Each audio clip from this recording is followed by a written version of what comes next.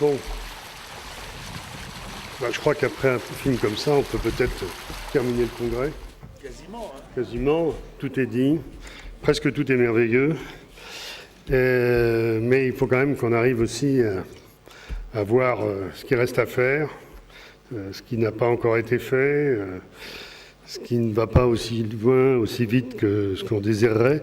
Et je pense que les 3 jours que nous allons avoir pour réfléchir ensemble sont une occasion. Alors, en tant qu'éditorialiste d'Alternatives économiques, moi je suis très content d'être chargé d'animer cette seconde partie de l'après-midi. Quand Pierre Weck m'a contacté pour faire ce job, je lui ai avoué mon incompétence en matière de parcs naturels régionaux, ce qui était déjà une information. Qu'on puisse diriger aussi longtemps la rédaction d'un magazine qui explique de développement local, de développement soutenable, d'économie autrement, et de ne pas être un spécialiste des parcs naturels régionaux. Donc c'est de ma faute, mais c'est sans doute un peu la vôtre également. Et puis, bon, du coup, je me suis renseigné et je suis déjà tombé un peu amoureux des parcs naturels régionaux en quelques mois, puisqu'on a eu l'occasion de travailler avec l'équipe, notamment sur Paris, et puis de nouer un certain nombre de contacts. Alors,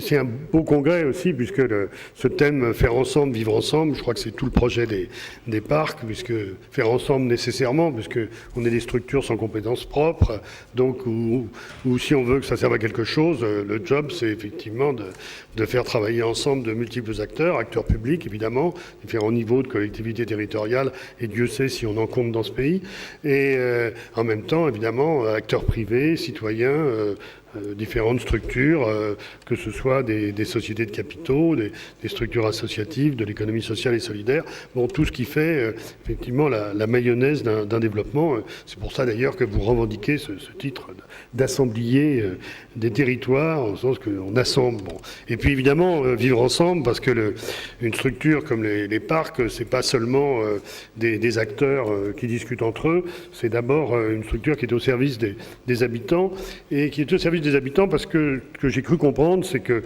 la façon dont la préservation est pensée dans un parc, c'est pas seulement, en tout cas désormais, une préservation d'un espace naturel, mais c'est un espace aussi qui a une histoire sociale, un patrimoine économique, un patrimoine culturel, et c'est ce patrimoine qu'il faut faire vivre. Et si les habitants qui sont sur le territoire ne vivent pas, si les habitants n'ont pas de boulot, s'ils n'ont pas accès aux services dont ils ont besoin pour faire des projets pour eux et pour leurs enfants, eh bien le parc, y compris la préservation de son territoire et de son capital naturel et historique, finira par disparaître. Donc le vivre ensemble est une condition absolue de la survie de nos opérations, et donc ça passe aussi par le lien entre ceux qui font, ceux qui vivent, pour que eux tous arrivent à s'approprier les projets communs, puisque vous êtes d'abord des territoires de projets. Et c'est vrai que je me suis dit en regardant le programme que ça devait être terrible pour ceux qui ont eu à choisir entre les différents ateliers, tellement, en fait, les ateliers décomposent toute une démarche qui fait sens une fois qu'on a réuni tous les ateliers. Parce que c'est vrai que la question de la gouvernance est centrale, puisqu'il s'agit bien de faire travailler ensemble différentes structures pour arriver à prendre des décisions, à nourrir des projets. Ça suppose bien entendu de mobiliser les habitants et donc de faire coopérer les acteurs privés et publics, parce que les habitants, c'est pas des individus qui vivent seuls dans la forêt, mais ils sont impliqués dans des structures, ils sont impliqués dans des associations, ils sont impliqués dans la vie collective, et naturellement aussi de produire de la solidarité entre ces habitants, parce que sans la solidarité sur un territoire, et surtout sur des territoires qui connaissent souvent des difficultés comme les vôtres, il n'y aura pas de dynamisme et pas de développement. Et puis enfin, ce qui me frappe, même si ce n'était pas toujours évident, toujours à entendre, c'est que nos territoires, les territoires des parcs naturels régionaux ne sont pas des espaces autarciques où on invente un développement endogène merveilleux qui préfigure la société dont nous rêvons tous. Ils peuvent avoir un rôle tout à fait exemplaire dans la mise en œuvre d'une économie qui soit plus soutenable, plus au service des habitants, plus soucieux de care pour les individus comme pour l'environnement. Mais dans le même temps, ils sont dans une économie ouverte. Et c'est aussi parce qu'ils sont dans une économie ouverte qu'ils peuvent prospérer aujourd'hui, aussi bien vis-à-vis des territoires voisins, des territoires urbains qui peuvent les entourer, et aussi bien au niveau européen et international. Donc bon courage pour choisir votre atelier, puisque tous sont absolument passionnants dans les thématiques qu'ils proposent. Alors maintenant, je vais tout de suite donner la parole à Jean Viard. Alors Jean Viard, c'est un animal, je dirais, qui a de multiples casquettes, puisque c'est à la fois un sociologue reconnu, bon, même si il me reproche de ne pas avoir suffisamment parlé de ses bouquins, mais c'est d'autant plus grave qu'en plus j'en ai lu certains, donc j'aurais dû en parler en tant que journaliste. Il est à la fois directeur de recherche au CNRS, mais en même temps c'est un entrepreneur du monde de l'édition, et un entrepreneur qui en plus exerce son activité dans un parc naturel régional de la région PACA. Donc il a de multiples raisons d'être avec nous aujourd'hui, et je pense qu'en tant que chercheur, ce qui est intéressant, c'est que comme c'est quelqu'un qui a réfléchi depuis très longtemps aux dynamiques territoriales, aux dynamiques de développement, à la façon dont il s'articule avec la vie des gens et avec la gouvernance de ces territoires.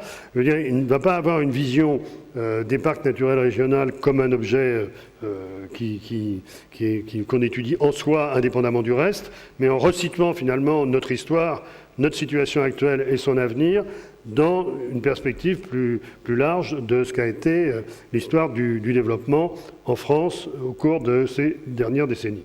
Voilà. Jean Viard, c'est à toi pour une vingtaine de minutes. Merci.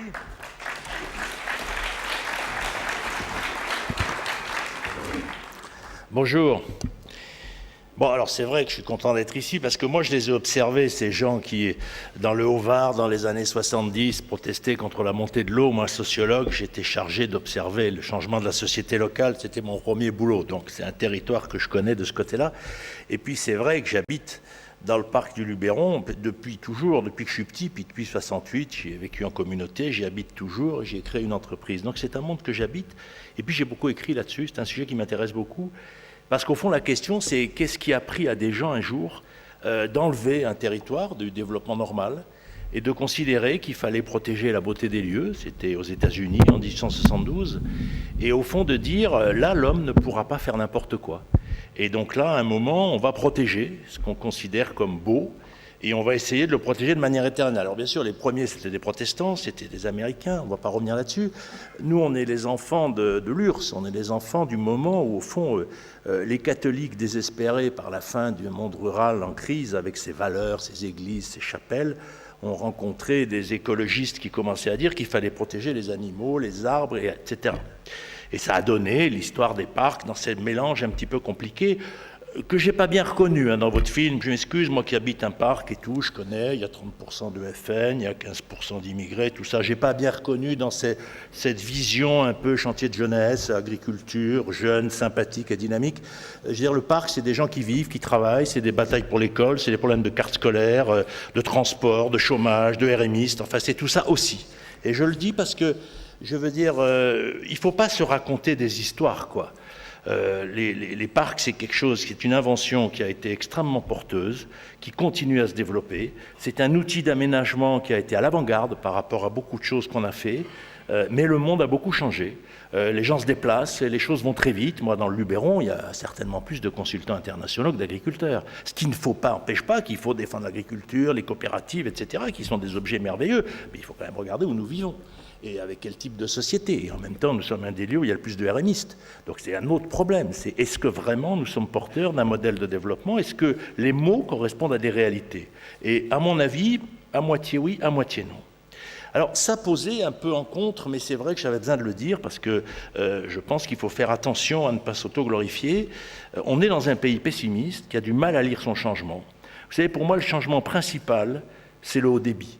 La vraie question de l'avenir des parcs, c'est le haut débit. Vous avez le haut débit ou vous ne l'avez pas. Si vous ne l'avez pas, vous serez en dehors du coup en 10 ans. Si vous l'avez, vous avez déjà des chances de vous développer. Donc vous voyez, je prends un contre-pied, mais j'ai travaillé la semaine dernière en Auvergne, il y a le haut débit partout, je pense qu'ils ont compris quelque chose d'essentiel. Vous savez qu'on est passé d'1 million d'ordinateurs à 1 milliard en 10 ans, qu'on est en train de complètement contacter la planète, la mettre en réseau, la transformer, la lier, et vous êtes dans le pays le plus pessimiste du monde, donc le pays qui croit que rien ne va, que rien ne change, etc. Moi je dis toujours, vous savez, les Maliens, les Sénégalais, les Afghans sont plus optimistes que nous. C'est bien que nous avons un problème tout particulier, parce que quand même, on ne vit pas plus mal qu'eux. Donc faisons attention au discours, tout s'effondre, tout ne marche pas, c'est pas vrai. C'est absolument pas vrai. Nous sommes dans une société qui change à une vitesse phénoménale. Vous gagnez 3 heures de vie par jour. Vous avez gagné 20 ans d'espérance de vie depuis la guerre. Vous vous rendez compte que vous allez perdre vos parents à 63 ans, alors que quand on a créé les parcs, on perdait ses parents à 40 ans. Ça veut dire qu'on perdait ses parents quand on avait encore une vie d'adulte à construire. Nous, on perd nos parents quand on est déjà à la retraite. Ça, regardez ça, rien que ce changement-là. On fait 45 km par jour. C'est quoi un habitant ? Une femme d'agriculteur, en France, elle fait 70-80 km par jour. C'est quoi un territoire communal? C'est même quoi un territoire de parc? Il y a des parties du parc. Mais dans une société aussi mobile, et je parle que des liens physiques, parlons pas des liens virtuels. Rendez-vous compte, un autre chiffre que j'aime bien, 53% des bébés naissent hors mariage. Vous me direz, ça n'a rien à voir avec ce que je fais. Si, ça a à voir. La société a changé à une vitesse phénoménale. Même la structure familiale du mariage, qui a des milliers d'années, on en est sorti en une génération. Donc la société change à une vitesse phénoménale, la vie s'allonge, la place des institutions a complètement changé, leur légitimité aussi, la demande des gens en permanence que la légitimité se reconquiert. Il n'y a pas tellement de demande des gens de discuter avec les parcs. Moi, je ne l'ai jamais rencontré, cette demande-là. Ils ne savent pas trop ce que c'est un parc. C'est un truc entre élus, plutôt positif, qui protège les paysages, tout ça. Mais le demande de discours, de débat direct et tout, je ne sais pas, moi, je ne la connais pas. Mais il y a des endroits où ça doit exister. Et puis un problème énorme qu'on a, c'est qu'on est dans une crise démocratique monstrueuse. La majorité des électeurs votent dans des communes où ils ne travaillent pas. Moi j'appelle ça une démocratie du sommeil. Plus de 60% des gens votent dans une commune où ils dorment, où ils défendent des intérêts de propriétaires, d'habitants, et pas de salariés, puisqu'ils travaillent ailleurs. Alors ils défendent le silence, une bonne école, pas d'immigrés, pas de développement économique, et un peu de folklore. Mais c'est pas une démocratie, ça. Donc si vous voulez, on est sur tous ces processus-là. Et on est dans ces bouleversements. C'est ça qu'il faut voir, si vous voulez. Et alors, les parcs, là-dedans, bien sûr, ça a été un des lieux d'une époque qui a porté une innovation à une époque. Et au fond, la question, c'est est-ce qu'ils sont encore complètement porteurs? Comment ils rentrent dans les nouveaux découpages, ces nouvelles mobilités? Comment on leur donne de la citoyenneté? Vous savez, on a tous le sentiment qu'on n'a plus de temps. Mais c'est faux. Vous travaillez en moyenne 12% de votre vie. En Europe, on travaille 12% de sa vie. Nos parents travaillaient 40%. Donc vous allez travailler 67 000 heures pour avoir droit à la retraite. Vous vivez 700 000 heures. Donc forcément, quand vous ne travaillez plus que 10%, 12% de votre vie, vous avez du temps. Vous avez du temps pour vous déplacer, vous avez du temps pour consommer, vous avez du temps pour lire, vous avez du temps pour visiter les parcs. Et donc, si vous voulez, la question, elle est bien qu'on a de plus en plus de temps, et que ce temps, comment on fait pour qu'il soit riche, qu'il soit dense, que les gens des villes viennent dans les parcs, qu'il y ait des gens qui marchent dans le Luberon, qu'il y ait des vieux qu'on monte dans des moyens de transport, qu'en haut du Luberon on puisse manger. C'est-à-dire qu'on a créé ces lieux pour que les citoyens aient des activités, des rencontres, des trucs. On ne les a pas créés pour faire uniquement des protections patrimoniales. Donc il faut regarder ça. Donc 4 idées simples. La première, le temps. Oui, ce qui change dans nos sociétés, c'est le temps. On a gagné, je vous ai dit, 40% de vie. Ça veut dire que la part du travail dans la vie des hommes, en France aujourd'hui, en Europe, c'est 12% du temps collectif. 88% du temps n'est pas consacré au travail. C'était 70% sous Napoléon, du temps éveillé était consacré au travail. Elle est là, la révolution moderne.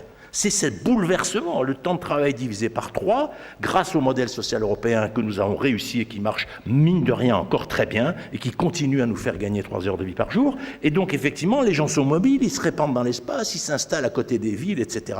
Et donc, nous sommes pris dans une immense transformation. Je vous rappelle que ces 10 dernières années, les villes ont gagné 4,5% d'habitants. Les campagnes, 9,5.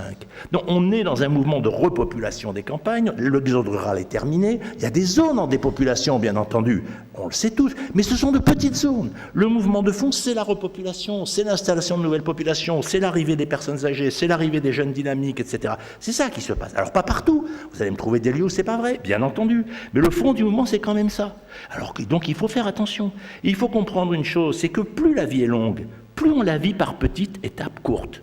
Parce qu'on peut toujours retenter sa chance. On peut retenter sa chance en amour, on peut la retenter en boulot, on peut dire « j'ai tenté Hops, et Hops, ça va pas aller, je vais tenter la Bretagne, etc. » Et donc, les gens, en moyenne, ils changent tous les 10 ans. On change de partenaire amoureux tous les 8 ans, un CDI c'est 11 ans, et effectivement, un déménagement c'est tout. Non mais regardez les choses comme ça. Vous allez faire 6000 fois l'amour dans votre vie pour produire 2 bébés.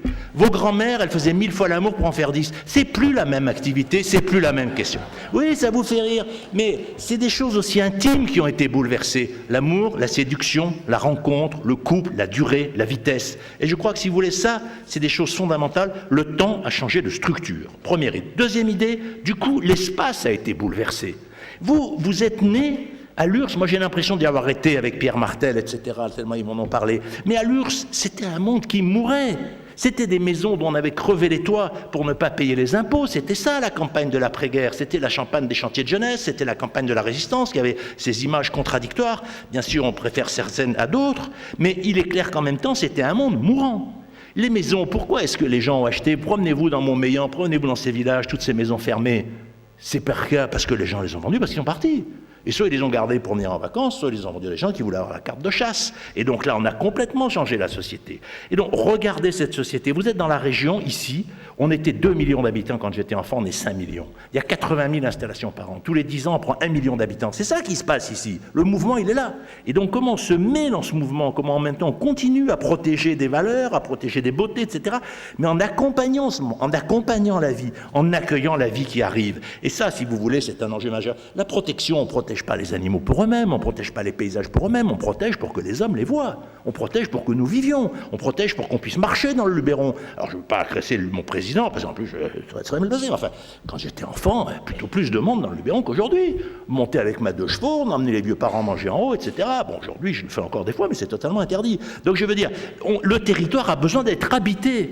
Et c'est comme ça qu'on crée de l'emploi, c'est comme ça qu'on crée de la richesse. Donc je crois qu'il faut dire ça, et retenez si vous voulez qu'on est entré dans une société, moi que j'appelle des 2 piliers, le temps de travail est minoritaire, le temps de travail est maximum. Bien sûr, c'est pas parce qu'on a plus de temps libre qu'on a plus d'argent, donc il y a des inégalités. Mais là, pourquoi il n'y a pas plus de monde qui marche dans les parcs? C'est pas un problème d'argent, c'est un problème de culture, c'est un problème d'éducation. Parce que pour aller marcher dans la campagne, d'abord il faut être en bonne santé, il faut être jeune, il faut avoir des gosses qui sont en âge de marcher. Déjà ça réduit la population drastiquement. Mais après, il faut avoir le modèle culturel du marcheur en campagne, etc. Les beaux jeunes de tout à l'heure, oui, bien sûr, ils sont magnifiques. Et on a été comme eux après 68, donc on avait un peu des pratiques, j'aime bien. Mais la société aujourd'hui, elle n'est pas comme ça. Il y a 30% de retraités. Ils font comment les retraités pour monter en haut des montagnes? Bon, vous voyez, tout ça qu'il faut se poser comme question. Et donc, si vous voulez, comprenons que la mobilité est devenue une culture. Nous étions dans un monde sédentaire et nous sommes dans une société du bonheur privé et du malheur public. Les gens sont heureux, ils n'ont jamais eu autant d'amis, on se bat pour avoir des maisons de jardin, c'est aussi pour ça que les gens se répandent. Regardez Montmélian ce matin, c'est extraordinaire, le village est fermé, et vous sortez, il y a des maisons partout, et là il y a des gens. Ils ont des maisons, des jardins, des enfants, pourquoi? Parce qu'on ne vit plus comme avant, c'est tout. Et effectivement, dans ces maisons-là, ils vivent bien, et donc ils sont sortis du village, mais bien sûr qu'ils habitent toujours la commune, mais ça n'a plus de la même manière. Donc c'est ça, et en même temps, comment de l'autre côté, on bloque cet étalement urbain, comment de l'autre côté, effectivement, on bloque cette destruction des campagnes, etc. Bien sûr, tout ça est en question. Alors, il faut dire les choses simplement. La ville a gagné. Nous sommes tous des urbains. Nous sommes tous dans la culture urbaine. Nous voulons des crèches pour nos enfants, des supermarchés. Nous voulons effectivement que nos enfants fassent de bonnes études. Nous voulons aller vite à un hôpital. Nous voulons évidemment la télévision, Internet, le portable, etc. Ça manquait un peu tout à l'heure. Donc je vous dis ça, notre téléphone portable, c'est fondamental. Nous sommes dans cette culture de l'urbain virtuel au réel. Tous, partout. Et ça, c'est vrai aussi pour les paysans. Je vous rappelle que 90% des paysans regardent la télé, 70% des paysans sont à moins d'une heure d'un centre-ville, et 83% des paysans font leurs courses au supermarché. Donc, regardons la société comme elle est. Et après, dans cette société-là, où nous sommes tous des urbains, il y a des urbains et des extra-urbains. Il y a des gens qui vivent dans la ville, puis autour de la ville et loin de la ville. Mais nous sommes quand même tous des urbains. Et la question qui nous est posée, c'est comment on va construire un monde vert qui va petit à petit rassembler l'ancienne société agricole, tous les problèmes d'énergie que nous avons à nous poser, le vent, le soleil, la biomasse, la forêt, les idéologies écologistes, souvent un peu caricaturales, parce qu'il faut quand même le faire, d'avoir tenu des animaux et des fermes, donc on voit bien que là on n'est pas... Mais là il y a un enjeu, monde vert en construction, urbanité effectivement en transformation. Et au milieu, au milieu, il faut sacraliser les terres agricoles parce que le monde post-fossile, qui sera plus autant posé sur le pétrole, à quelle manière, je n'en sais rien, sera un monde où il faudra faire pousser partout. Et donc, il faut sacraliser les terres agricoles, commune par commune, région par région, et dire d'abord, même s'il n'y a pas d'agriculteurs, c'est pas les agriculteurs qu'il faut protéger, c'est les terres agricoles. Puis peut-être qu'on les utilisera pas pendant une génération, c'est pas grave, mais elles seront là. Et donc, on doit aussi construire le territoire, le village, le densifier en périurbanité, etc., construire là aussi un productif. Il y a donc toute cette nouvelle réflexion. Et si vous voulez, moi, il me semble que la question des parcs, c'est de comprendre ces changements et de se demander comment devenir le lieu de ces innovations-là, de cette innovation de proximité, de cette urbanité de proximité, d'être un nouveau modèle, effectivement, un territoire emblématique de ce monde vert, à laisser, mais pris dans sa complexité. Il ne s'agit pas d'éclairer que la partie de l'agriculture bio, non, tout ensemble. Il y a ces vieilles familles paysannes qui sont là, qui sont encore dans la culture de l'agrandissement et de l'emprunt. Il y a les marginaux sympathiques qui s'installent. Il y a tous ces enjeux en même temps. Comment on peut faire des territoires où on apprend à faire ça ensemble? Des territoires où on apprend comment est-ce qu'on élève des animaux dans une société où on n'a pas envie de travailler 7 jours sur 7? Comment on fait? Comment on fait des maisons de santé parce que les médecins non plus n'ont pas envie de travailler 7 jours sur 7? Et donc il faut que tout ce qui relève du corps, que ce soit celui de la chèvre, de la vache, de l'homme, soit effectivement discontinu parce que nous sommes dans un monde de discontinuité. C'est ça les grandes questions qu'on doit se poser, si vous voulez.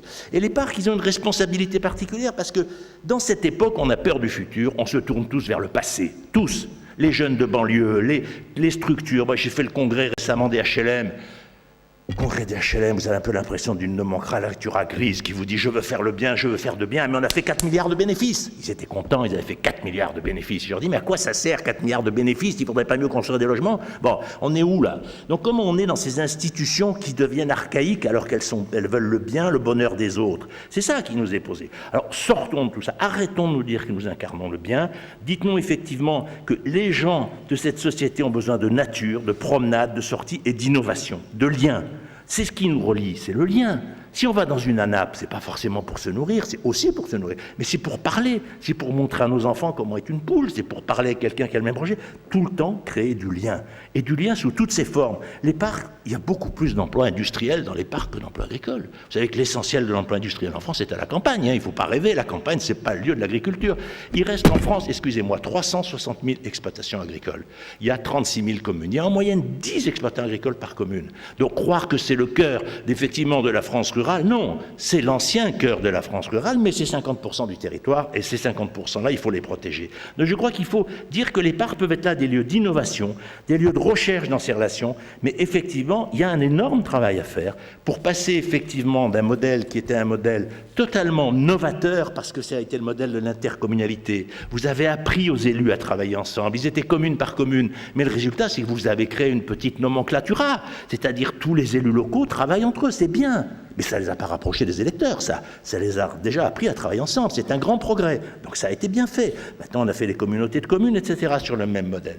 Alors pour finir, je donnerai 2 ou 3 conseils, si je peux me permettre, mais c'est plutôt en ami, puisque j'habite dans un parc. Et puis, bon, je m'occupe beaucoup de métropole en ce moment. Donc, au fond, on a un peu les mêmes problèmes. Comment faire pour que ça ne soit pas uniquement des lieux stratégiques du pouvoir local? Le modèle simple, c'est qu'un jour, il faudrait quand même que vous acceptiez que les parcs, il y ait des élections. Et qu'effectivement, il y ait dans un conseil de parc 60% des gens élus sur liste directement par les habitants et 40% par les conseils municipaux, comme on va faire dans les métropoles. De façon à ce qu'effectivement, il y ait un débat démocratique. C'est ça, la démocratie, c'est pas de se rassembler pour faire des fêtes, ça, c'est très agréable, mais ça combien de personnes qui viennent dans une fête de parc? Des centaines, alors qu'on est quand même plusieurs centaines de milliers habités dedans. Donc comment on donne à la démocratie, tout simplement, sa fonction normale? Et du coup, il y aura débat sur ces questions. La deuxième chose, effectivement, c'est de réfléchir à un pacte agricole, à mon avis, dans les parcs, novateur, sur ce rapport entre écologie, production, monde agricole professionnel, innovation. Alors ça va dépendre des parcs. Moi, dans l'Auvergne, c'est clair qu'il faut qu'ils travaillent sur l'élevage. Comment ils vont sortir du modèle de l'élevage familial pour les vaches de Salers, pour les blondes d'Aquitaine? Comment on va travailler dans le sud du Cantal? Comment on va là arriver à penser un nouveau modèle? Parce qu'il n'est pas question d'arrêter l'élevage, mais on voit bien que les populations s'en vont pour des raisons de revenus, mais aussi pour des raisons de mode de vie. Et puis, bien comprendre qu'un parc, c'est une économie présentielle. C'est-à-dire que dans un parc, il y a des gens qui habitent et qui consomment. Il y a des gens qui viennent consommer. Il y a l'économie agricole. Il y a toute cette économie, nous les spécialistes, on dit c'est l'économie discrète. Tous ces gens qui habitent dans les parcs et qui ne veulent pas qu'on sache qu'ils travaillent là. Et c'est les cœurs de l'économie.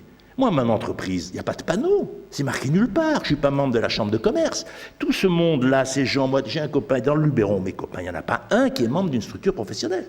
Parce que le rêve, c'est je vis à l'année en Provence, sur un modèle, en fait, je travaille dans le pays des vacances. Donc on n'est pas du tout dans la mise en scène institutionnelle, etc. Donc on ne nous voit pas, on n'existe pas. Mais bon, on va quand même créer, on crée des emplois régulièrement, etc. Bon, mais on n'existe pas. Bon. Et donc là, il faut se mettre à que tout ça existe. Il faut mettre ça en réseau. Il faut comprendre cette économie présentielle dans sa complexité. Il faut se dire que l'économie de la retraite est un enjeu majeur des parcs. L'économie de la retraite, 48% des retraités rêvent de déménager dans ce pays. 50 000 retraités quittent Paris tous les ans. 2 retraités créent à peu près un emploi, 3 retraités. Vous prenez 10 000 retraités, vous créez 3 000 emplois. Une ville comme Apt, puisque je suis dans le parc, pourrait très bien dealer avec Paris pour faire venir 2000 retraités de Paris qui rêvent dans leur HLM d'aller vacancer leur retraite en Provence, sauf qu'ils ont toujours été en camping. Si vous êtes un bourgeois, il n'y a pas de problème, vous allez dans votre résidence secondaire. Mais si vous avez campé, vous faites comment? Où est-ce qu'il y a un marché national du HLM? Où est-ce qu'on fait migrer les personnes âgées? Où est-ce qu'on est attentif à la vie quotidienne des gens? À mon avis, à pas beaucoup d'endroits. Donc je crois que cette société, elle est un peu conservatrice. Elle a créé des choses tout à fait positives. Et faisons attention que nous entrons effectivement dans une époque où nous allons avoir tendance à nous appuyer sur le passé. Parce qu'effectivement, le monde nous fait peur, et il va nous faire peur parce que nous ne serons plus le centre du monde, ni la France, ni l'Europe. Nous sommes un des partenaires, et pour le moment, on n'arrive pas. Alors on dit on va se fermer, on ferme des murs partout, mais non, mais pas des murs, vous avez Internet partout, moi ça me fait rigoler.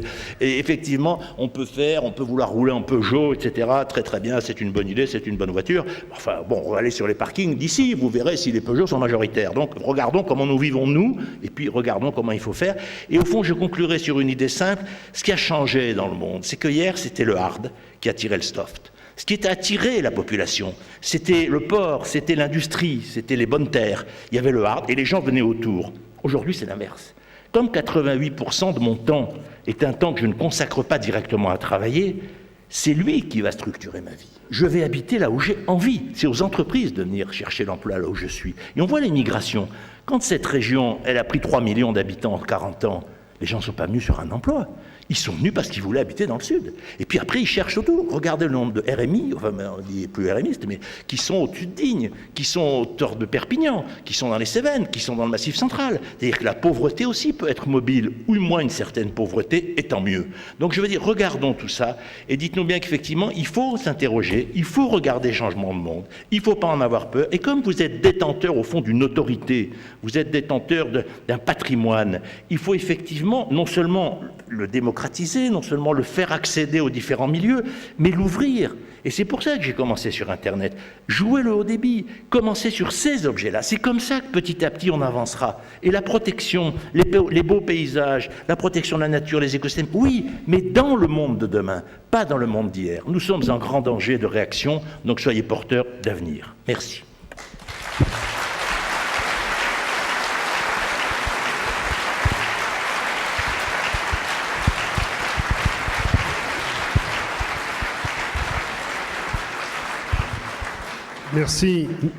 Merci Jean Viard. Bon, je crois qu'il y a toujours un message qui passe quand Jean Viard s'adresse à un public, qui est que, en fait, à voir le monde avec un regard trop négatif, en fait, on nourrit tous les conservatismes.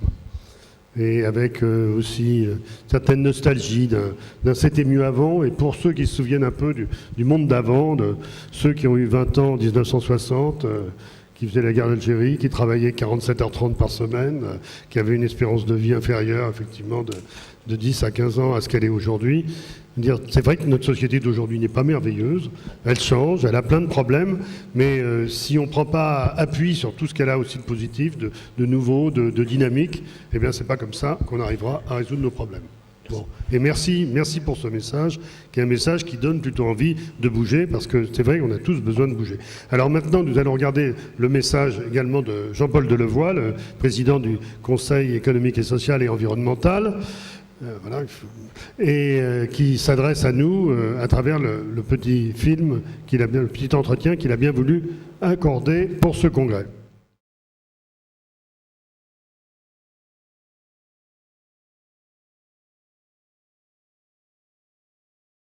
Bonjour, cher Président, je regrette de pouvoir être parmi vous, mais je suis très intéressé par les réflexions que vous allez mener au cours de votre congrès, notamment sur la capacité de rendre active, participative, responsabilisante l'engagement de nos concitoyens au travers d'un projet de territoire. Les parcs naturels régionaux, vous êtes particulièrement en avance par rapport à la problématique qui se pose dans notre société, qui va connaître de plus en plus des débats éminemment contradictoires. Est-ce que la croissance tuera la dette tuera la croissance? Est-ce que le social tue la compétitivité? Est-ce que la compétitivité tue le social? Est-ce que le développement est possible avec l'environnement ou au contraire? Toutes ces équations sont sur la table, car notre modèle est dans l'impasse. Et donc, je suis de ceux qui, croyant que notre société n'est pas en crise, mais en métamorphose, il nous faut réinventer, réimaginer une économie circulaire plutôt qu'une économie linéaire, de nouvelles pratiques responsabilisantes et électives et de nouvelles méthodes de gouvernance. Vous êtes au cœur de conflits d'intérêts. Et nous voyons bien que ces conflits d'intérêts vont être de plus en plus importants entre les agriculteurs et les environnementalistes, entre les habitants de la ville et de la campagne, etc. Il faut donc sortir par le haut et aller au niveau des causes.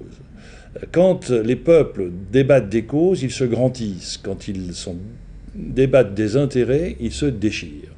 Et nous voyons bien que la sortie par le haut est plus nécessaire que jamais. Et le projet d'un parc naturel régional est une sortie par le haut de conflits d'intérêts locaux entre la gestion de l'eau, la gestion de l'agriculture, le tourisme, l'économie, l'habitat, etc. Et donc la pratique du dialogue est un élément déterminant. En France, nous donnons plus la place au conflit qu'au dialogue, contrairement à l'Allemagne.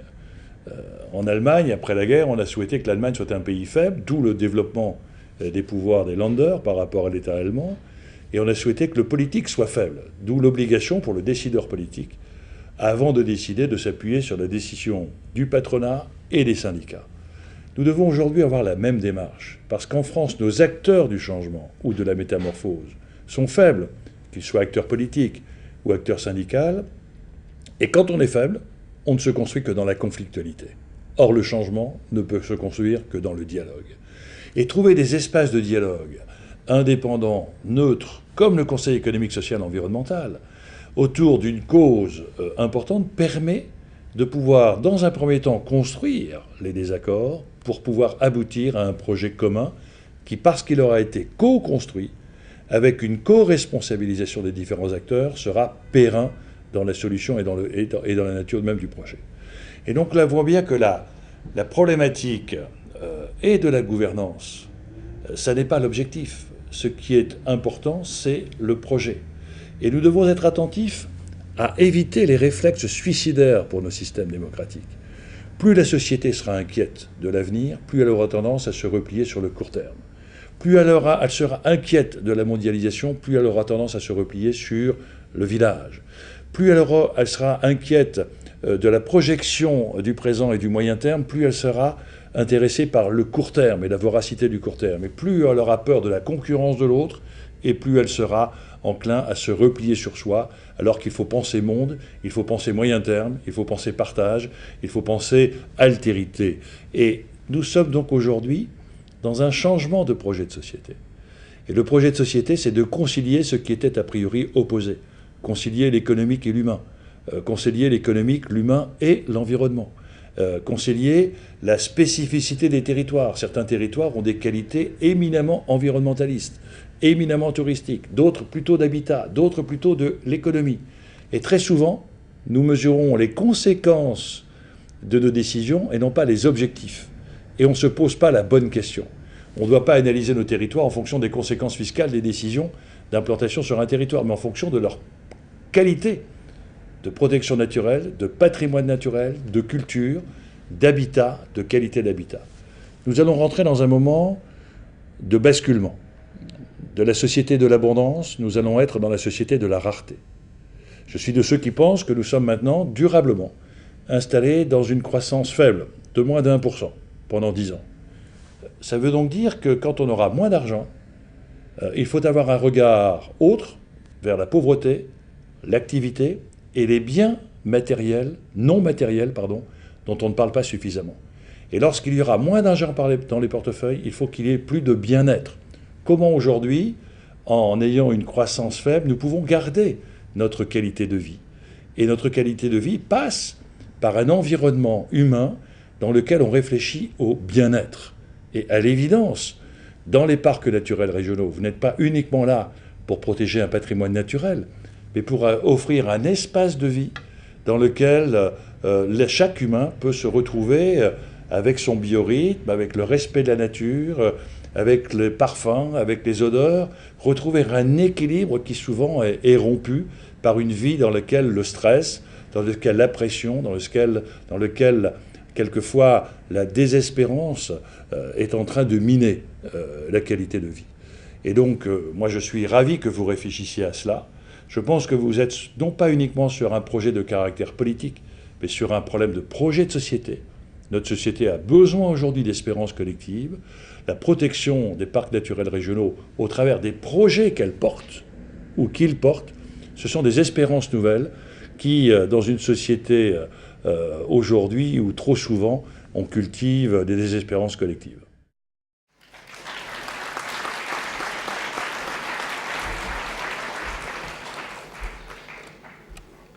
Merci. Donc, arrive maintenant une phase où on va pouvoir débattre de manière un peu plus collective, mais on va à la fois faire du faire ensemble et du vivre ensemble.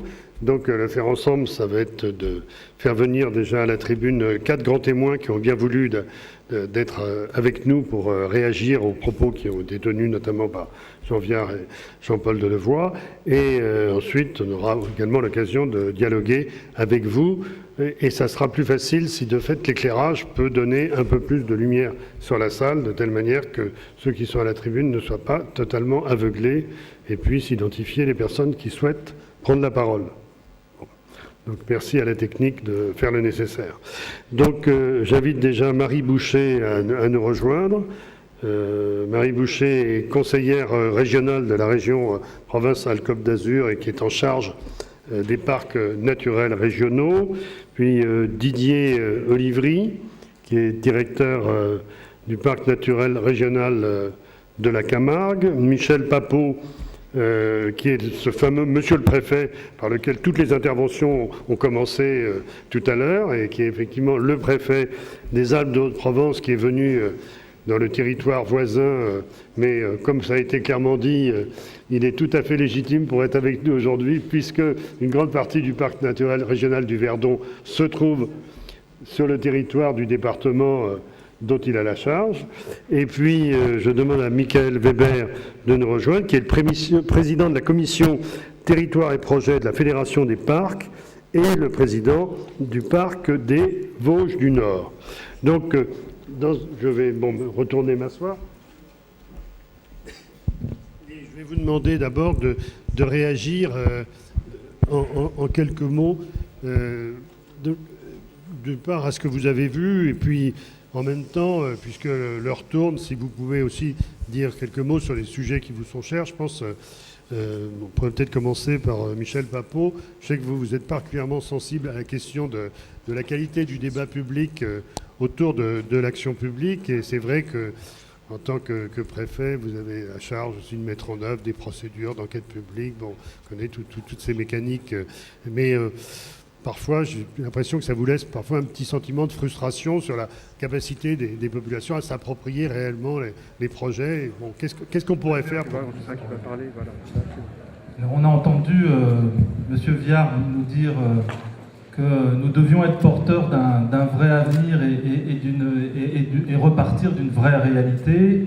On a entendu le président Delevoye nous dire qu'il fallait une bonne gouvernance et qu'avec une bonne gouvernance, on pourrait arbitrer nos conflits et poser les bonnes questions, celles des spécificités territoriales et pouvoir sortir de tout ça par le haut. Pour moi, de manière très prosaïque, avant même de parler, d'évoquer le débat public, la question est celle d'un choix quotidien, d'un choix confronté à une réalité, d'une économie qui peut menacer l'homme, des sujets de sécurité, des sujets de mise en œuvre de normes environnementales qui se présentent pour l'ensemble de nos institutions comme des éléments extérieurs, souvent venus d'en haut et d'ailleurs, et d'une société qui finalement, à l'origine, ça nous plaît ou ça nous plaît pas, est organisée avec des institutions communales qui elles-mêmes sont le lieu de l'arbitrage légitime.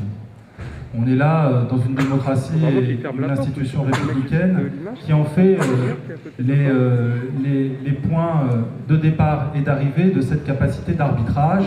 Or, tous ces conflits sur le territoire, tous ces conflits d'intérêts, il faut des décideurs pour pouvoir les résoudre et des arbitres. Et cet arbitrage-là, il a une légitimité qui est celle de l'institution républicaine parce qu'il faut choisir. Alors comment s'interroger et quelle est la finalité et comment organiser le débat public dans ce contexte? Bien, le débat public, il est dans nos normes constitutionnelles placé maintenant très, très haut, il est une nécessité. C'est un droit à l'information environnementale, c'est un droit évidemment à la participation à la décision. Nous sommes tenus de l'organiser, mais il faut forcément confronté à cette réalité, en faire apparaître les limites. Le débat public peut nourrir et éclairer l'arbitre, mais le choix est un choix politique et il ne peut se fonder que sur l'institution qui est légitime, c'est-à-dire la commune ou les nouvelles collectivités territoriales qui s'esquissent, même si elles ne sont pas satisfaisantes, même si elles n'ont pas le bon territoire, même si elles ne se saisissent pas toujours des grands sujets que sont les intercommunalités à fiscalité propre, les agglomérations. Si vous me permettez de vous interrompre, je dirais que moi, en tant que citoyen, dans ma commune de banlieue parisienne, il m'est arrivé dans des débats, justement, préélectoraux, d'avoir subi une sorte d'injonction à participer des élus, et j'avais envie de leur répondre, écoutez, moi j'ai voté, maintenant vous êtes élu, vous faites le choix, vous assumez les décisions, voilà. Et si vos décisions ne me plaisent pas, ben, je voterai pour quelqu'un d'autre la prochaine fois. Donc c'est un peu ce que vous dites, c'est qu'en dernière instance, l'élu doit assumer ses responsabilités, ce qui n'empêche pas d'être à l'écoute, de faire vivre une démocratie un peu riche. Et si on veut faire se superposer les logiques de projet et cette légitimité à arbitrer, il faut, comme ça a été très justement dit par Jean Viard, faire se superposer les parcs et des outils qui sont des vraies collectivités locales avec une démocratie et une élection directe et une fiscalité qui va avec, bien évidemment. On est là dans la sortie la vraie sortie institutionnelle par le haut. D'ici là, et nous avons notre réalité, je pense qu'il faut que les parcs se saisissent d'une part de cet arbitrage, comment peut-être des pistes sur le fait qu'ils puissent se saisir des SCOT, par exemple, et d'un certain nombre de grandes décisions d'aménagement. Ce serait déjà un premier pas. Bon, je vous donnerai la parole après, notamment en fonction des questions qui seront posées. Mais je vais rebondir, ça fait une habile transition avec Marie Bouchet, sur la mesure où vous, en tant que spécialiste, enfin en tout cas, vous intéressez aux conseils locaux de développement dans les parcs naturels régionaux, et ces conseils locaux de développement, ça fait partie de ces instances où on essaye possiblement, en tout cas, sinon de consulter, en tout cas de mobiliser, d'associer aux décisions, à la conception des projets, des acteurs qui sont des acteurs qui viennent d'horizons assez différents. Je veux dire, qui peuvent être des entreprises privées, des acteurs publics, des acteurs associatifs. Bon, voilà. Donc, comment ça marche ? Alors, comment ça marche ? Est-ce que je peux me permettre quand même une petite réaction par rapport à ce qu'on a entendu et vu ? Vous pouvez tout vous permettre tant que ça reste dans l'horaire prévu. D'accord. Donc, je vais essayer d'être très courte. Simplement, j'ai apprécié bien sûr parce qu'on est habitué et on souhaite dans les parcs être bouleversé par certaines choses, certaines réflexions. Parce que sinon, en effet, on peut nous considérer comme simplement des gestionnaires d'espaces magnifiques. Mais ce n'est pas que ça. C'est un espace de vie. J'avais pensé que Jean Viard vous avait un peu bousculé. Si en plus il vous a bouleversé, là je crois qu'il va être narcissisé à mort pour la journée. Bouleversé dans le sens, vous savez, comme des pierres qui roulent, etc. Bouleversé aussi par son talent, bien sûr. Mais je crois on est vraiment au milieu de nos propres réflexions, et je pense qu'il y a eu l'URSS il y a longtemps, et puis il y a l'URSS en 2010, et nous sommes au cœur en effet de ces réflexions de transformation de la société. Et les outils parcs et les parcs en tant qu'instance de codécision, de consensus et aussi d'équilibre entre le développement et la protection, c'est pas que des zones de protection, d'équilibre entre le développement économique, sont vraiment au cœur d'une stratégie sociétale. Enfin, j'en suis convaincue, c'est vrai que je les défends et je les connais bien. Je vois les difficultés, mais aussi je vois leur force de proposition et je suis à chaque fois ébahie quand je reviens dans notre bonne institution régionale. Nous sommes enclins à être un peu fatigués de trop de technocratie, de cadrage qui ne cadre pas du tout avec la réalité.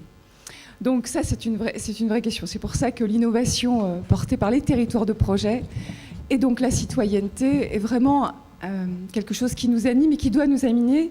C'est eux qui sont le phare, en fin de compte. Et pourquoi les conseils de développement ? Les conseils de développement, je pense que le réseau associatif a toujours existé, les mouvements d'éducation populaire ont toujours existé, enfin, en tout cas depuis que la République est République, mais il a fallu quand même construire un cadre d'accompagnement, et depuis une certaine loi, ça a figé dans la loi le fait qu'en effet l'existence était légitimée. Parce que il me semble qu'on ne peut pas concevoir de stratégie citoyenne, de reconnaissance d'apport citoyen sans la légitimation. La légitimation, ce n'est pas seulement la loi, mais en tout cas, ça permet aux collectivités, notamment la région, d'avoir pu accompagner au départ avec l'État, puis après moins, il y a quelque temps, maintenant on va voir, d'accompagner l'animation territoriale, de donner des moyens à cette animation citoyenne d'exister. Sans cela, c'est déjà la légitimer, c'est la valoriser, c'est la reconnaître comme un partenaire obligé à la construction des projets et à la construction des espaces de vie. Et donc à la région, nous avons institutionnalisé ces accompagnements, on va dire, politiques, et donc d'animation, donc financier, mais c'est de l'autonomie que nous voulons, c'est de la diversité que nous souhaitons avec les conseils de développement, et ils sont vis-à-vis des parcs, qui n'étaient pas des instances forcément où les conseils de développement avaient une existence réelle, chacun avait son conseil, ça adapté, ça a été fait au niveau des pays, mais en tout cas, là on voit la force de proposition, et ce n'est pas simplement... Certains élus considèrent ça comme des contre-pouvoirs. Je pense que ça nous aide à partager la responsabilité de l'avenir à construire. Voilà. Merci. Je sais que nous avons la chance d'avoir avec nous, c'est bien normal, puisque dans le parc du Verdon, Annie Manacero, qui est la présidente du conseil de développement du parc naturel du Verdon. Est-ce qu'elle pourrait, elle est là, madame, si vous pouvez lui donner le micro, de telle manière qu'elle puisse nous dire un mot sur comment justement ça fonctionne au quotidien chez vous. Bien, je vous remercie de me donner la parole. Je remercie donc le parc du Verdon de nous avons permis de participer effectivement à ce congrès. Eh bien, ça se passe, c'est parfois difficile, bien entendu. La mobilisation citoyenne n'est pas toujours évidente. Le bénévolat est parfois difficile parce que c'est contraignant aussi pour certains. Voilà. Donc nous avons au cœur du parc du Verdon un conseil de développement qui a maintenant qui a une existence de 3 ans. Nous essayons de mobiliser sur des projets concernant la population, la jeunesse. Est-ce que vous pouvez nous dire un peu qui rassemble qui concrètement ? Parce que pour vous c'est évident, mais c'est pas forcément évident pour tout le monde. Je veux dire, ça combien de personnes qu'est-ce qu'ils font voilà. Bon, mais combien de personnes ? Nous avons une 50aine de membres à peu près, des habitants du territoire qui veulent bien donner de leur temps et qui veulent bien participer au débat et aux projets que nous soutenons. Voilà. Donc, nous avons des actions qui ont été choisies au sein du Conseil de développement, action sur la jeunesse et une action que le parc nous a demandé de soutenir sur l'épandage des boues sur le plateau de Valençol. Merci beaucoup. Donc maintenant, je rebondis, donnant maintenant la parole à Didier Livry. Alors, vous êtes dans une situation qui est parc naturel régional de la Camargue, également en PACA, où vous avez subi, d'ailleurs, du fait des crues du Rhône, des inondations extrêmement importantes voici quelques années, enfin, même c'est venu jusqu'à Paris. Hein, je veux dire, on a entendu parler des problèmes de digues, de l'entretien, etc. Et donc, comme ce parc est essentiellement sur le territoire de la Camargue, vous êtes confronté à la nécessité très concrète d'arriver à mobiliser des acteurs qui ont parfois des intérêts, des rapports fonciers différents pour essayer de résoudre ce type de situation qui sont essentielles pour la préservation de votre environnement. Donc, mode d'emploi. Tout à fait. Donc, Jean-Pierre, tout à l'heure, a expliqué qu'effectivement, la société est en mouvement. L'avantage au parc de Camargue, c'est que c'est une zone totalement inondable, une zone humide qui est en mouvement perpétuel. Et donc, effectivement, pour lui, c'était une métaphore. Pour nous, c'est une réalité physique, mais qui rappelle également la métaphore. C'est-à-dire le fait que ce soit tout le temps en mouvement, que ce soit un milieu incertain, nous oblige, en fait, à installer une gouvernance adaptée, puisque finalement, personne ne sait.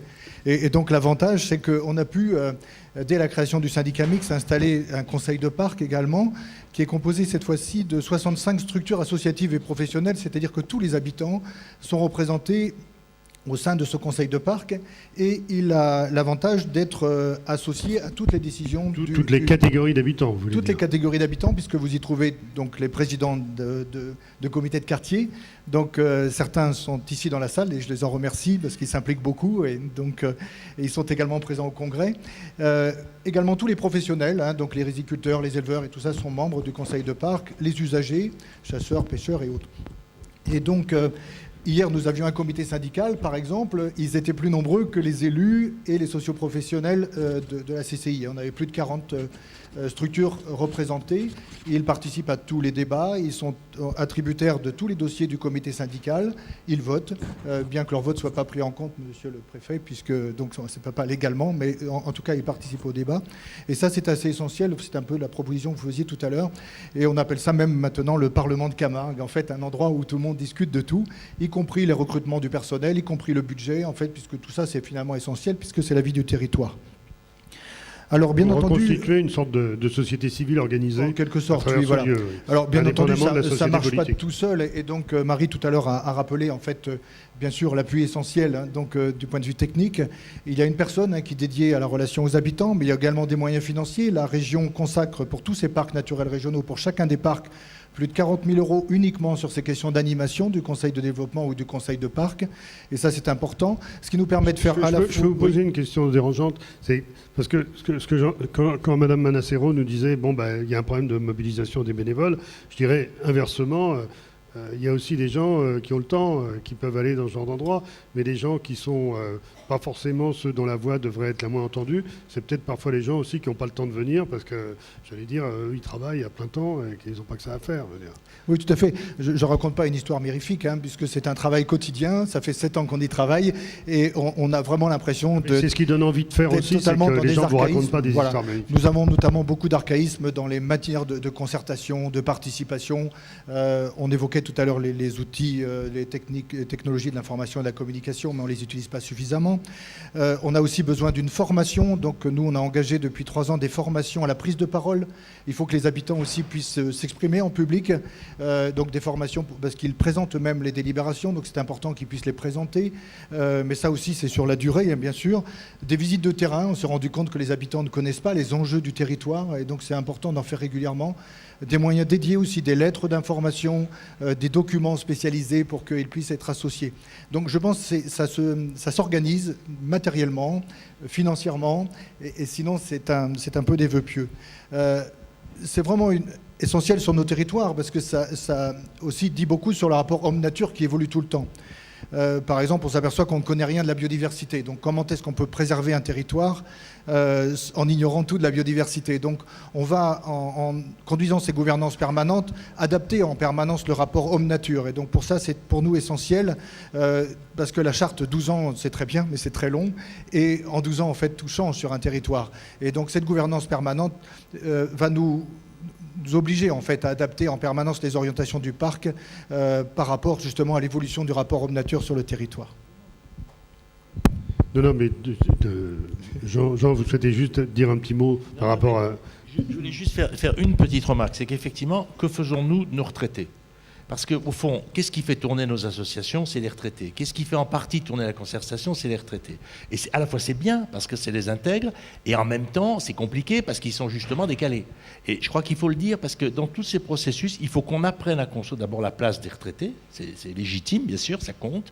Le fait que les gens qui ont perdu les élections ont tendance à parler tout le temps de concertation. Moi, je dirais, il y a 2 moyens d'avoir un succès à une tribune. C'est de dire, il n'y a qu'une femme sur 5, on est sûr de gagner de l'applaudimètre. Et la deuxième, qui est vrai, parce que c'est un vrai problème, je ris pas, je dis pas que c'est un vrai problème. Et la deuxième, il n'y a pas assez de participation, donc c'est aussi effectivement vrai. Mais en même temps, faisons attention, la participation, ça se construit, il faut des panels, il faut donner de l'information. Et je crois qu'il faut se dire que les élus ont besoin d'être nourris en projet. Parce que les élus, ils savent se battre pour gagner les élections, pas forcément pour avoir des projets. Donc il y a un vrai problème. Mais ça doit se construire. Et ce n'est pas la démocratie directe des Bac+6 qui savent parler mieux que les gens du peuple. C'est juste ça que je voulais dire. Absolument. Donc ça fait une habile transition avec ce que je souhaitais demander à Michael Weber, puisque lui, justement, il ne s'occupe pas des retraités, il s'occupe plutôt des jeunes. Voilà. Donc déjà, si on a les retraités et les jeunes, bon, tu vas me dire, ça laisse de côté tous ceux qui bossent en France, ceux qui ont entre 25 et 55 ans. Mais bon, voilà. Oui, alors peut-être pour rebondir sur ce que nous essayons de faire ou nous essayons de faire prochainement justement à l'attention des jeunes. Vous venez du parc naturel régional des Vosges du Nord, je le répète. Parce que où il n'y a pas beaucoup d'agriculture, mais plutôt de forêt, mais même si les problématiques sont souvent les mêmes. On met les deux, on les associe, oui, bien sûr, il y a de la vigne. Je voulais rebondir quand même sur ce que vous disiez, Jean Viard, tout à l'heure, en parlant de nomenclatura d'élus, en fait, dans les parcs. Et je crois que c'est exactement ce contre quoi je veux me battre, parce que je crois que ça ne doit surtout pas être cela. En tout cas, je ne le vois pas comme ça, et je crois que l'esprit de l'URSS, ce n'était pas ça. C'était effectivement de constater qu'il y avait des territoires en difficulté, et que les collectivités présentes, qui ont certes évolué depuis, apportaient des réponses qui n'étaient sans doute pas adaptées à ce territoire-là. Et quand je dis adaptées à ce territoire-là, c'est apporter des réponses, évidemment, aux habitants, c'est de leur permettre, comme vous le disiez aussi, du lien, de mieux vivre sur ce territoire, de sortir, se promener, de travailler, d'y vivre, d'avoir accès à la mobilité. Et toutes ces questions-là, on doit s'en saisir dans les parcs. Et comment s'en saisir? Parce que il y a ceux qui sont nos amis, ceux que l'on rencontre, nos partenaires, les associations, les élus avec qui on discute, mais il y a aussi et d'abord la population qui y vit. Et quand on voit, comme ça a été évoqué cet après-midi 2 fois, comment dans les territoires, souvent dans les territoires ruraux, il y a une forme de rejet des solutions qui sont apportées, un rejet souvent fort, qui exprime plus que dans les villes, eh bien ça nous interpelle. Que faire avec ces populations qui se sentent délaissées, qui se sentent souvent refermées sur elles-mêmes? Que faire à l'attention des jeunes? Parce que pourquoi est-ce que je m'intéresse plus aux jeunes? C'est que moi-même qui ai été élu maire dans ma commune à l'âge de 21 ans, j'étais alors étudiant à Strasbourg et je suis revenu dans ma commune parce que je considérais qu'il y avait un potentiel de développement fort pour cette commune et pour le territoire qui l'entourait. Et donc je crois que c'est aussi de se rapprocher de ces jeunes-là en disant « vous avez été élevé ici, vous partez faire vos études dans la ville la plus proche et qu'est-ce que vous pouvez, qu'est-ce que vous voulez, qu'est-ce que vous souhaitez apporter à ce territoire-là pour qu'il se développe ?» Eh bien, c'est tout simplement ce que disait tout à l'heure dans le film quelqu'un qui disait « Nous, les habitants, nous, les jeunes, on a aussi des idées. » Eh bien, c'est d'aller se tourner effectivement vers les communes qui ont parfois des conseils municipaux de jeunes. Vous savez que ça a été le cas souvent en Alsace, puisque à Schiltigheim, ça a été une des premières communes où il y avait un tel conseil municipal qui existait. C'est de se porter à leur écoute et de dire que dans une société rurale dont ils trouvent qu'il y a un bien-vivre, qu'est-ce qu'on peut apporter, comment est-ce qu'on peut se porter à leur écoute et amener des solutions nouvelles afin que ce territoire ne soit pas un territoire seulement de retraités, mais soit un territoire d'activité où on choisit d'y vivre parce qu'effectivement, on y trouve de quoi construire sa vie. Merci. Alors, on a la chance aussi de compter parmi nous Madame Hélène Giraud, qui est la présidente du parc de Chartreuse, qui est également responsable de la mission à venir, qui a réfléchi sur l'avenir des parcs. Et j'aimerais bien avoir son témoignage pour voir comment elle réagit effectivement aux propos de Jean Viard, qui a quand même un peu bousculé, bouleversé, je dirais, secoué un peu, c'est-à-dire en sens que on se pose un peu la question de comment, dans le nouveau monde dans lequel il va devoir vivre aujourd'hui, il y a un avenir pour les parcs. Qu'est-ce qui les spécifie? Qu'est-ce qui les spécifie par rapport au monde qui les entoure?